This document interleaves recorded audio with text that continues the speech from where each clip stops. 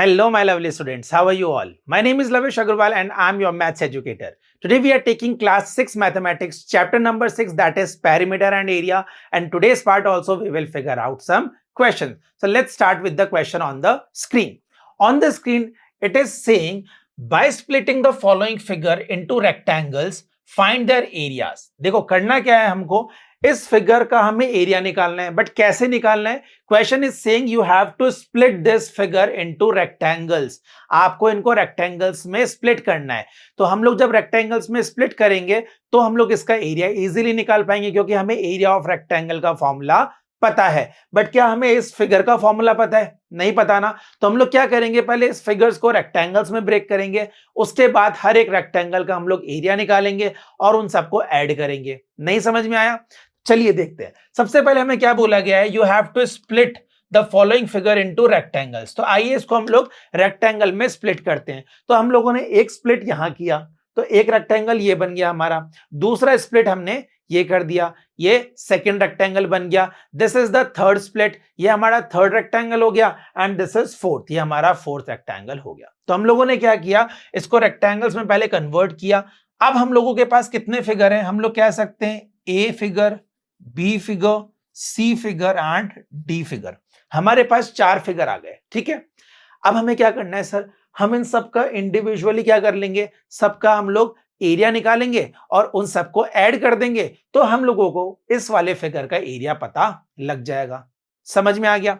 तो आइए सबसे पहले हम ये देखेंगे कि एरिया निकालने के लिए किस वाली साइड के मेजरमेंट्स हमारे पास हैं और किसके नहीं है. जिसके नहीं है उसके मेजरमेंट हमें पता करने पड़ेंगे. कैसे करेंगे? हम लोग इस फिगर की मदद से ही करेंगे. देखिए, जैसे ये वाली साइड 1 है, ये 3 है, ये 2 है, ये 2 है, यहां से यहां तक 4 है, ये वाला पार्ट 3 है, ये वाला पार्ट 3, दिस इज 4. ये हमें नहीं पता, ये वाला हमें नहीं पता. अब देखिए, हम यहां से स्टार्ट करते हैं. ये 3 है, तो इसके सामने ऑपोजिट साइड भी कितनी होगी सर? 3 हो जाएगी. ठीक है, अब ये यहां से यहां तक पूरा 4 है, ये वाला ऑपोजिट साइड यहां से यहां तक 3 है, तो ये वाला पार्ट कितना हो जाएगा सर? ये वाला पार्ट 1 हो जाएगा. ठीक है, तो हमें इस वाले डी फिगर के लेंथ ब्रेथ पता लग गए. सी के हमें लेंथ ब्रेथ पता है. लेंथ कितनी है इसकी? 4 ये और 3 है, 7 और ये 1. उसी तरीके से हम इसका पता करेंगे. इसकी हमारे पास ब्रेथ कितनी है सर? 2 गिवन है. तो सर इसकी लेंथ कितनी है बेटा? टोटल यहां से यहां तक 7 है. टोटल कितनी है? 7 है. 7 में से ये 2 हटा देंगे तो कितनी बचेगी? ये वाली पार्ट 5 बच जाएगा. और ये 2 हमारे पास है ही. अब ये पूरा 5 है, इतना 3 है, तो ये कितना हो जाएगा सर? ये 2 हो जाएगा और ये 1 हो जाएगा. ठीक है, तो अब सॉल्व कैसे करेंगे? आइए हम लोग क्या करेंगे, एरिया निकालेंगे. हम यहां पे क्या निकालेंगे? Area of the given figure. हमें एरिया निकालना है. एरिया निकालने के लिए हम लोग क्या करेंगे, सभी जो रेक्टेंगुलर पार्ट बने इनका सम करेंगे. So what we will write, we will do the sum of the area of all 4 parts. That is हम करेंगे area of A plus area of B plus area of C plus area of D. Yes और no? तो हम लोग क्या करेंगे, area of A B C D का plus करेंगे तो हमें क्या मिलेगा? We will get the area of this whole figure. ठीक है, तो एरिया निकालना स्टार्ट करें. शाबाश. तो एरिया ऑफ ए निकालेंगे हम लोग. एरिया ऑफ ए कितना हो जाएगा? एरिया ऑफ ए तो हो जाएगा लेंथ इंटू ब्रेड्थ. तो लेंथ और ब्रेड्थ क्या है इसकी? आइए देखते हैं. This is length and this is breadth, तो 2 इंटू 1. तो इसका कितना आ गया सर? 2 आ गया. कितना आ गया इसका? हमारे पास 2 आ गया. उसी तरीके से बी का करेंगे. तो area of B, area of B भी लेंथ इंटू ब्रेड्थ हो जाएगा. तो ये कितना हो जाएगा? आइए देखते हैं. 5 इंटू 2, तो ये हो जाएगा 5 इंटू 2, दैट इज 10. फिर हम निकालेंगे area of C part. Again we will do length into breadth. तो हम लोग क्या करेंगे, सी का 7 इंटू 1. तो 7 इंटू 1 इज 7. 7 कैसे आया देख लीजिए. दिस इज 4, 4 + 3 7, ये 7 हो गया और ये 1 हो गया। इतना समझ में आया? और इसका कितना हो जाएगा? देखिए ये वाला जो फिगर है ये स्क्वायर की कैटेगरी में आता है। Square is also a part of rectangle, but difference इतना है कि इसकी सारी साइड इक्वल होती है और रेक्टेंगल की ऑपोजिट साइड्स इक्वल होती है। तो स्क्वायर जो होता है वो रेक्टेंगल हो सकता है, बट रेक्टेंगल स्क्वायर नहीं हो सकता, ये बात आपको ध्यान रखनी है। तो हम लोग स्क्वायर को भी रेक्टेंगल की कैटेगरी में काउंट कर सकते हैं, क्योंकि स्क्वायर की भी ऑपोजिट साइड्स इक्वल हो रही है। ठीक है, तो इसलिए हम लोग इसको भी रेक्टेंगल की कैटेगरी में ही काउंट कर रहे हैं। बट हम लोग जो फॉर्मूला लगाएंगे यहाँ पे एरिया ऑफ डी में, हम लोग साइड इंटू साइड का फॉर्मूला लगा देंगे। ठीक है, दैट इज कितना हो जाएगा? 3 इंटू 3, तो दैट इज 9।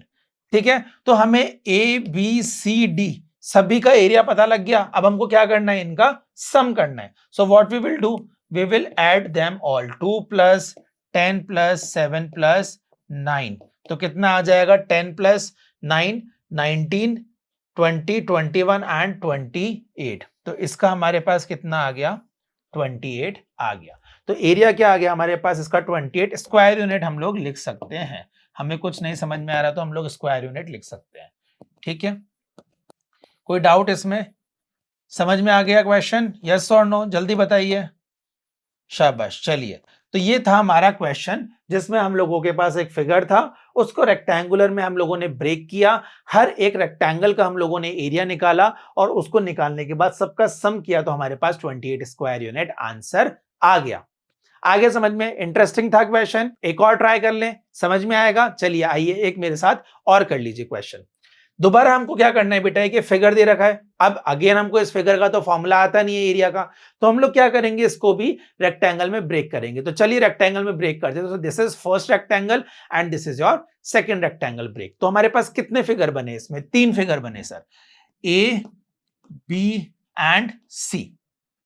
3 फिगर बन गए। Again what we will do, we will find out the area of each figure and we will add them all. हम इनको क्या करेंगे? सभी को ऐड कर लेंगे, तो हमें इस फिगर का क्या मिल जाएगा? एरिया मिल जाएगा। स्टार्ट करें, आइए यहीं से स्टार्ट कर लेते हैं इसको।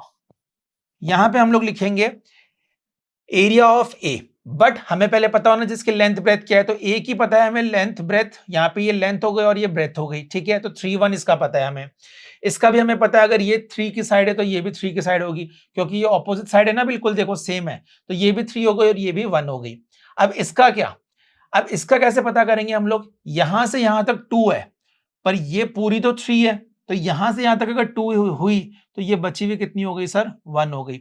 और ये वाला पार्ट हमें 3 यहां से यहां तक दे ही रखा है। तो हम लोग क्या करेंगे? यहाँ पे आंसर करना स्टार्ट करेंगे। तो हम यहाँ निकालेंगे एरिया ऑफ फिगर ए, हो जाएगा length into breadth, that is 3 into 1, that is 3 square unit. ठीक है, area of figure B, length into breadth, that is 3 into 1 again. तो ये भी कितना हो जाएगा? 3 स्क्वायर यूनिट हो जाएगा। What about area of C? So area of figure C is equal to again 3 into 1, तो this is 3 into 1। Sorry, we will write the formula first. हम लोग क्या करेंगे? पहले फॉर्मूला लिखेंगे, उसके बाद हम लोग वैल्यू पुट करेंगे। So length into breadth is equal to 3 into 1, so again it is 3 square unit. ठीक है, अब हमें टोटल एरिया निकालना है, तो टोटल एरिया के लिए हम तीनों को प्लस कर देंगे। तो टोटल एरिया के लिए तीनों को प्लस करेंगे, तो 3 + 3 + 3, तो कितना हो गया? 3 और 3 6 और 9, सो 9 स्क्वायर यूनिट। ये क्या आ गया बेटा? हमारा आंसर आ गया।